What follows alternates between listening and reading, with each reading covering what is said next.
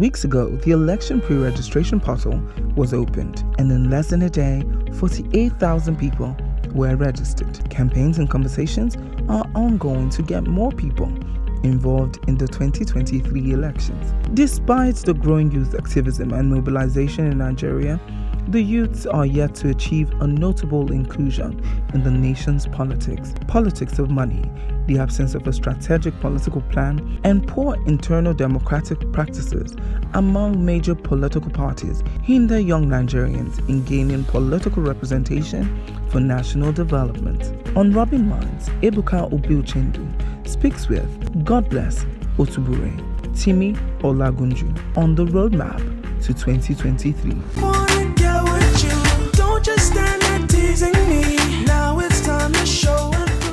Welcome back to this Rubbing Minds special in partnership with the Future Project, and today we're going to be talking about the roadmap to 2023, of course talking about the elections coming up in about 2 years. And on this panel today I'm being joined by Timi Olagunju, who's right here with me, and virtually God Bless Otubure. Let me start with you, Timi. We're talking 2023. It might seem far, but it definitely isn't that far when you talk about Nigerian politics. The conversation has started with regards to the elections coming up, but it seems to be heavily centered around zoning and regions and where power should go, as against the quality of candidates or the kinds of candidates that we should be looking at. Is that unusual in a country like Nigeria, where people believe that these conversations should be had for the unity of the country? Are we off track, or is it too early to be looking at quality for now? Maybe we're going to get there. What are your thoughts generally on where we are headed? Well, firstly, thank you for having me, Ebuka. Fantastic question. The truth about it is this: when we ignore history, right, we're doomed to repeat same. The trajectory of elections in Nigeria has always been centered around these primordial conversations. And we can see the quality of leadership or governance that we get because of these primordial conversations that we have, sacrificing quality. And so when you see this kind of thing happen before 2023, primordial conversations, it tells you that the quality of leadership that we will get from this kind of conversations, right, will not be anything different from what we've ever had historically. And you see, it goes to foundational problem. You see, this issue about primordial conversations taking the fore is not a new issue.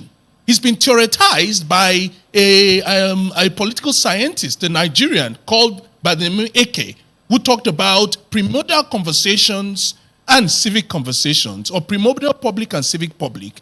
And he postulated that, you see, the structure of Nigerian political framework, even African political framework, has been driven by primordial conversations, primordial public. And so when someone from a particular tribe or religion does an act of corruption against the Nigerian state, his people will say, look, he's our son, leave him, he's doing it for us, right? As long as he circles back that corrupt fruit back to his people, he's seen as a good boy, keep doing it. And so you see the foundation of our electoral practices, our election, our nation is built on a faulty foundation. And I like to say, paraphrasing, you know, if the foundation be destroyed, the ladies know better. What can the makeup artists do than have a powdered approach? And so we've had a powdered approach to our election in Nigeria, and it will bring out a powdered leadership. Nothing different. Thank you very much for that. Now, God bless about 75% of the National Assembly members are new at every term, but things do not change. And you look at the other side of the argument where people like you, who were part of the Not Too Young to Run movement, get people very excited about, you know, flushing these old people out and getting new people in to get things done.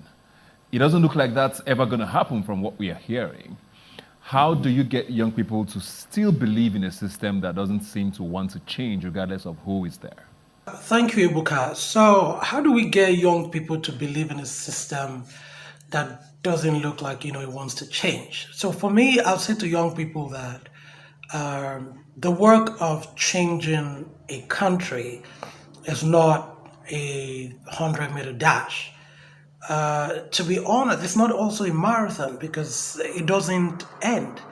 It's a continuous work to push the idea of social freedom and societal freedom that we all can believe in. And when young people see that their future is tied to whether the country is good or bad, the idea that we must chip in and continue to contribute and work the system to ensure that it is what we want is why young people must continue to engage at any given time.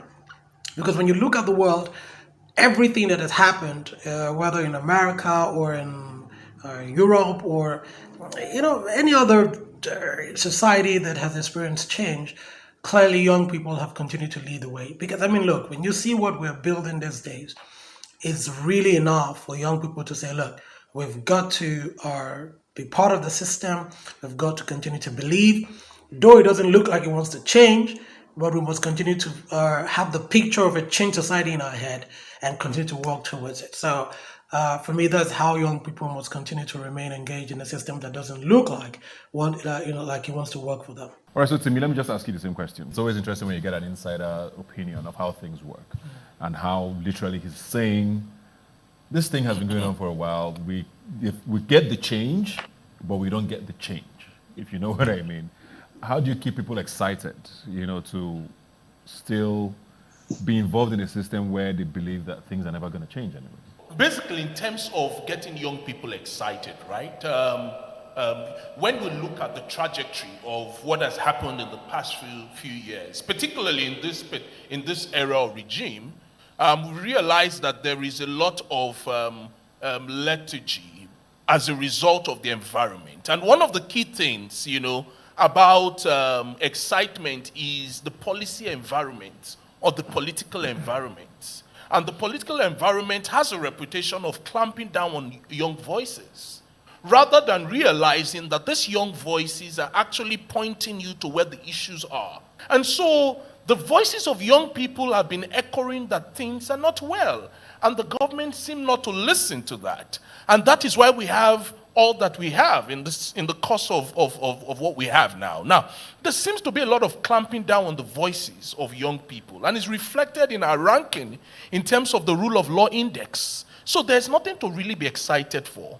But the core excitement is the fact that one generation leaves and another comes on board.